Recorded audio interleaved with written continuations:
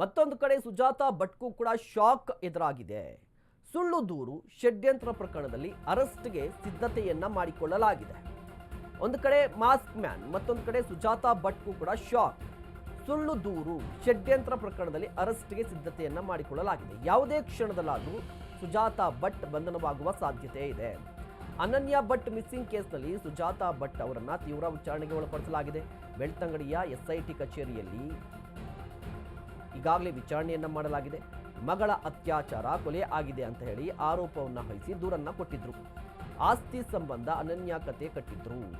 ಪೊಲೀಸರ ಎದುರುಗಡೆ ಒಂದು ದೂರನ್ನ ಕೊಟ್ಟಿದ್ರು. ನೋಡಿ, ಯು ಟರ್ನ್ ಸುಜಾತಾ ಭಟ್ ಈಗ ಸೋಷಿಯಲ್ ಮೀಡಿಯಾದಲ್ಲಿ ಟ್ರೆಂಡ್ ಆಗ್ತಾ ಇದೆ. ಕಾರಣ ಏನು ಅಂತ ಹೇಳಿದ್ರೆ, ಸುಜಾತಾ ಭಟ್ ಅವರ ಹೇಳಿಕೆಗಳ ಮೇಲೆ ಸಾಕಷ್ಟು ಅನುಮಾನಗಳು ಮೂಡ್ತಾ ಇದೆ.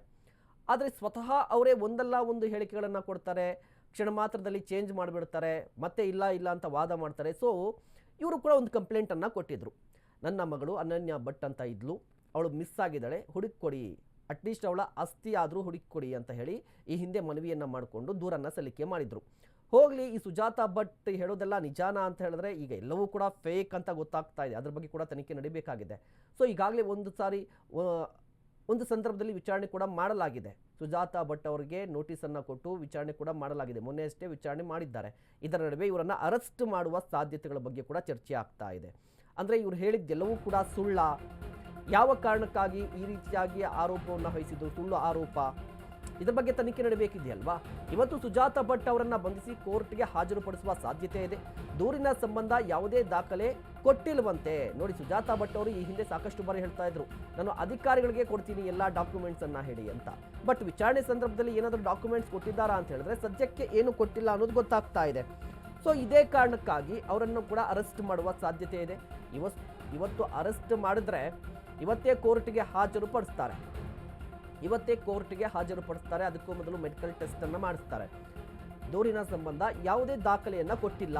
ಈಗ ದೂರು ಕೊಟ್ಟರೆ ಸರಿನಾ, ಅದಕ್ಕೆ ಸಂಬಂಧಪಟ್ಟಂತೆ ಏನಾದರೂ ದಾಖಲೆ ಕೊಡಬೇಕಲ್ವಾ, ಸಾಕ್ಷಿಗಳನ್ನು ಕೊಡಬೇಕಲ್ವಾ.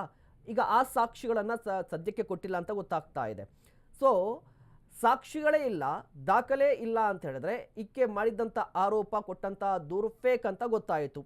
ಸೊ ಫೇಕ್ ಆದರೆ ಈಕೆಯ ಉದ್ದೇಶ ಏನಾಗಿತ್ತು, ಯಾವ ಕಾರಣಕ್ಕಾಗಿ ಸುಳ್ಳು ದೂರನ್ನು ಕೊಟ್ಟಿದ್ರು, ಯಾವ ಕಾರಣಕ್ಕಾಗಿ ಇಷ್ಟೆಲ್ಲ ರಾದ್ಧಾಂತವನ್ನು ಮಾಡಿದ್ರು, ಈಕೆಯ ಹಿಂದೆ ಯಾರಾದರೂ ಇದ್ದಾರಾ, ಇದ್ರೆ ಅವರ ಇಂಟೆನ್ಷನ್ ಏನು, ಈ ಬಗ್ಗೆ ಕೂಡ ತನಿಖೆ ನಡೀಬೇಕಾಗಿರುವಂಥದ್ದು. ಸೊ ಸದ್ಯಕ್ಕೆ ಸುಜಾತಾ ಭಟ್ ಅವರನ್ನು ಮೊನ್ನೆ ಅಷ್ಟೇ ವಿಚಾರಣೆಗೆ ಒಳಪಡಿಸಲಾಗಿತ್ತು. ಬೆಳಗ್ಗೆ 5 ಗಂಟೆಗೆ ಅವರನ್ನು ಕರ್ಕೊಂಡು ಹೋಗಿದ್ರು.